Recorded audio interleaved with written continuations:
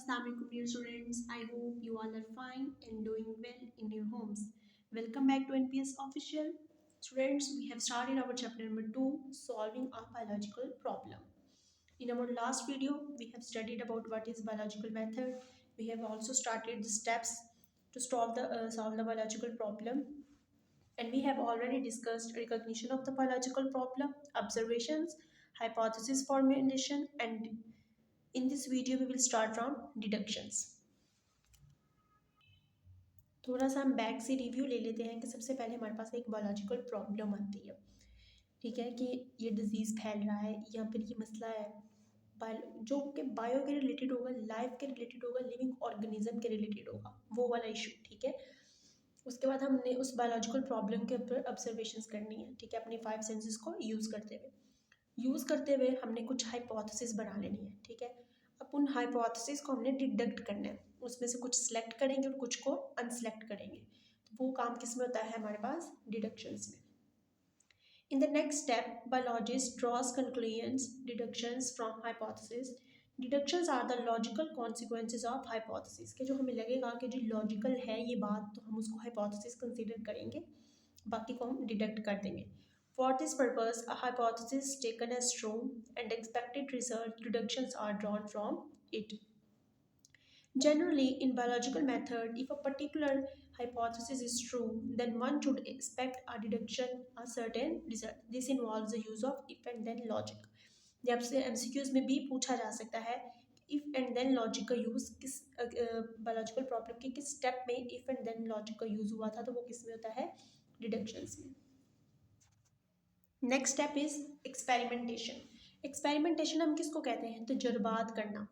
अब तजुर्बात जो हम करते हैं वो सारे के सारे दुरुस्त तो नहीं निकलते ना। हमने एक हाइपोथेसिस की हुई है, उसमें हमने डिडक्शंस की हैं, तो वो सारी की सारी जो हाइपोथेसिस हैं वो करेक्ट नहीं होंगी।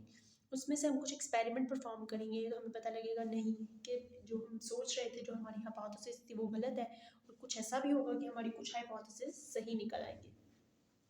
The most basic step of biological method is experimentation. Biologist performs experiments to see if hypotheses are true or not. यानी कि हमने अपनी hypothesis का test करना है. The deductions which are drawn from hypothesis are subjected to rigorous testing. हमने एक बार test नहीं करना, हमने बार करना है। ठीक है, ताकि जो उसमें से कुछ भी एंड पे भी कोई रेजिड्यू बच जाए तो वो खत्म हो जाए। Through experimentations biologist learns which hypothesis is correct. हमें एक्सपेरिमेंट के ही थ्रू पता चलता है कि कौन सी हमारी हाइपोथेसिस ठीक थी और कौन सी गलत थी।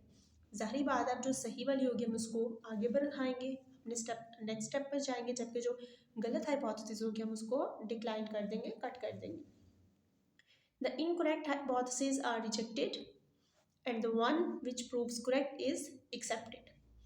An accepted hypothesis further makes predictions that provide an important way to further test its validity.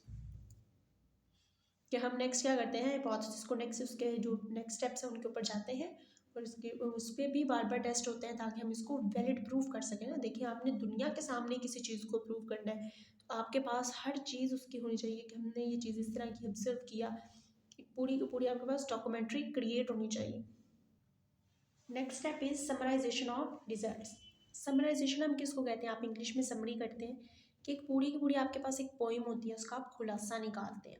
ठीक है, उसको समराइज करते हैं, सम अप करते हैं अपने अल्फाजों में। तो इसी तरह सारा का सारा जो बायोलॉजिकल मेथड था हमने उसको समराइज करना है। ठीक है, biologist gathers actual quantitative data from experiments.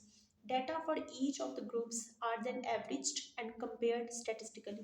हमने उसमें से चीज़ें कम करनी है, उनको शॉर्ट करना है। To draw conclusions, biologists also use statistically analysis. Next step is reporting the result.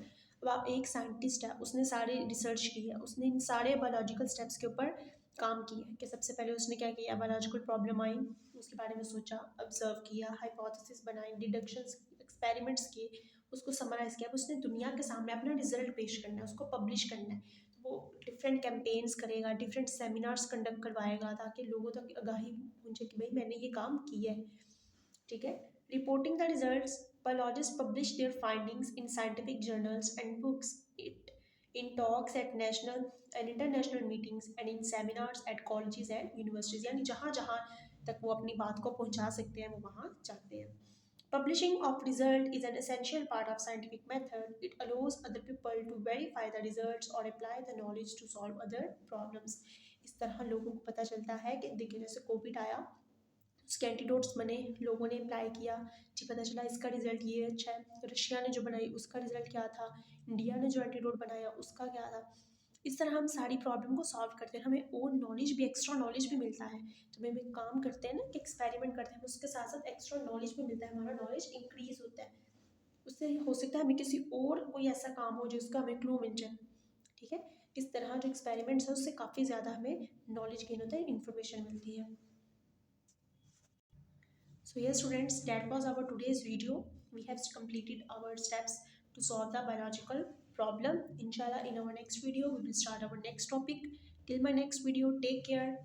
Allah Hafiz.